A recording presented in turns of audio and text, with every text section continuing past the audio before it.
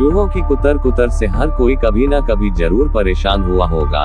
ये घर के किसी भी सामान को कुतर कर खराब कर देते हैं, अब चाहे वह आपके घर में रखे 2000 रुपए के नोट ही क्यों ना हो। इतना ही नहीं, कई बार तो चूहे हमारे कई कीमती सामान को भी कुतर देते हैं। चूहे के दांत इतने मजबूत होते हैं कि वे सीमेंट से बनी दीवार, जमीन और अन्य चीजें भी कुतर देते हैं। ऐसे में पेपर, कपड़े, लकड़ी जैसी चीजों को कुतरना चूहों के लिए बाएं हाथ का खेल है।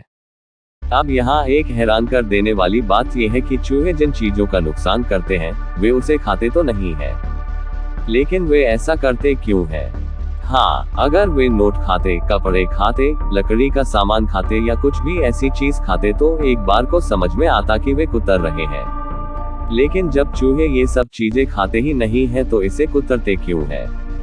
ये एक बड़ा सवाल है और ज्यादातर लोग इस ओर ध्यान ही नहीं देते, जबकि कुछ लोग ऐसे भी हैं जो इस सवाल का जवाब ढूंढते रहते हैं।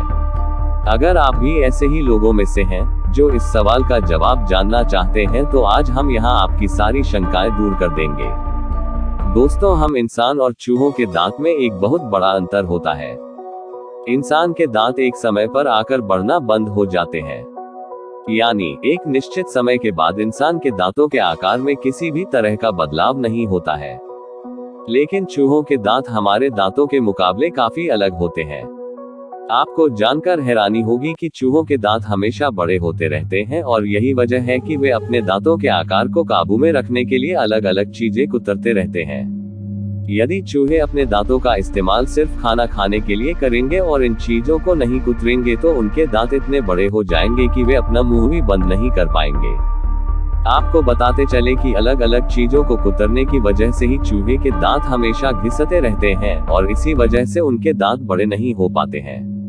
तो अब आप समझ ही गए होंगे कि आपके घर में घूमने वाले चूहे आपके सामान को क्यों कुतरकर खराब कर देते हैं। जानकारी पसंद आई हो तो लाइक व शेयर करें। ऐसे अनसुनी व मजेदार जानकारी के लिए हमारा चैनल सब्सक्राइब करें।